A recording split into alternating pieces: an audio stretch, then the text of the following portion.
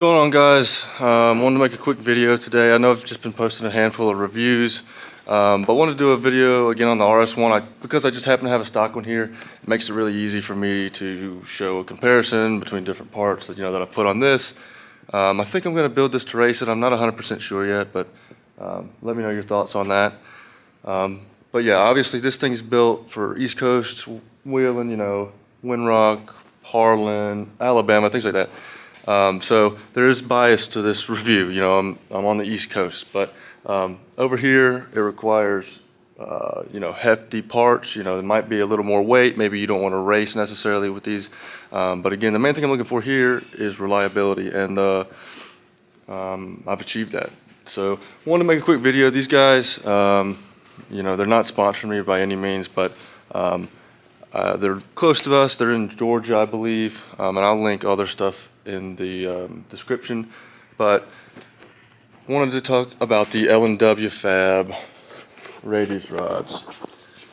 So obviously one of the weak points with the factory RS1, or any RZR for that matter, is the factory radius rods. So pretty thin. I guess I'm putting my hand here for comparison. I don't really know what I'm doing, but if you'll see here, I actually don't know where my bent one's at, but obviously I bent one. I have 3 extras, and I don't know where I put the bent one at. But that was one of the first things that I tore up on the one of few things I've tore up on the RS1. But yeah, so the LandW Fab ones really struck me as I just like that they're local and they're really beefy. But again, I'm gonna do a couple close-up shots here so you can take a look at them.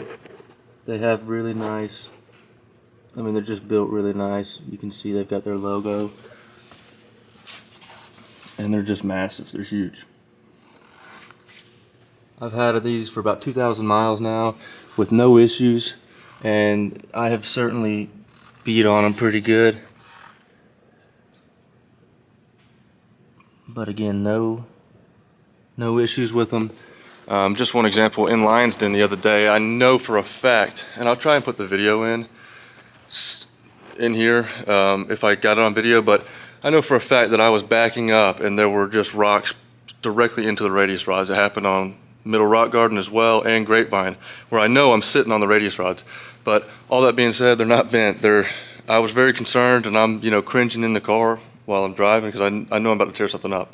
But surely, as you can see now, they're perfectly fine. So real happy with them, really strong.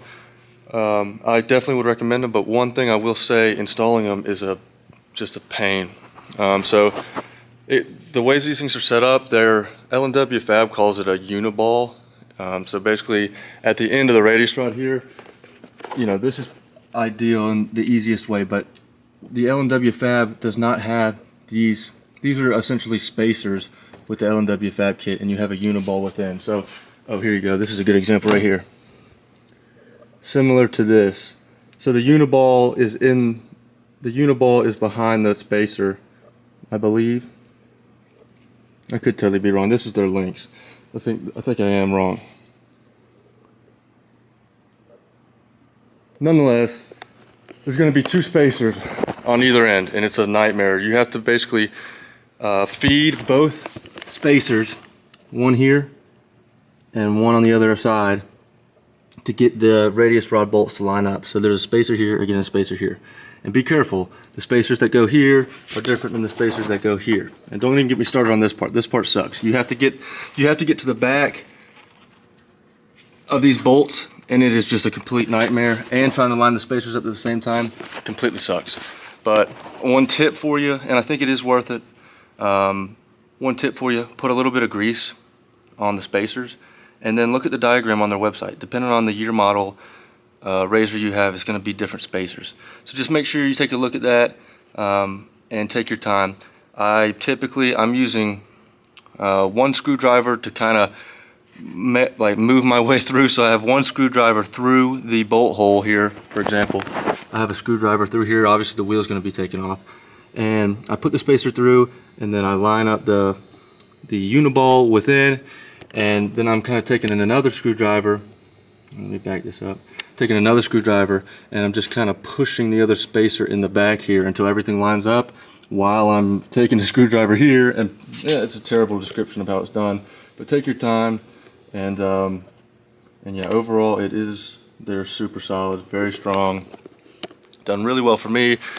And even with the complete pain in the ass to install, I certainly think I would do it again. I don't know that there's a stronger arm on the market, but all that being said, very, very happy with them. Again, no sponsorship from LandW Fab, but we appreciate. I wanted to put the video up because, you know, anytime I've had questions for them, you know, they pick up the phone. They've been a real good company that I've been able to deal with, and I always want to support those guys. So the industry's kind of small, it's growing, but I want to do what I can to kind of help put their name out there. I'm not getting a million views or anything, but they've done real well for me. So there it is. Let me know your thoughts. LandW Fab radius rods, and what should I do with this? I'm pretty sure I'm going to race it, but whatever. A couple more shots for you right here.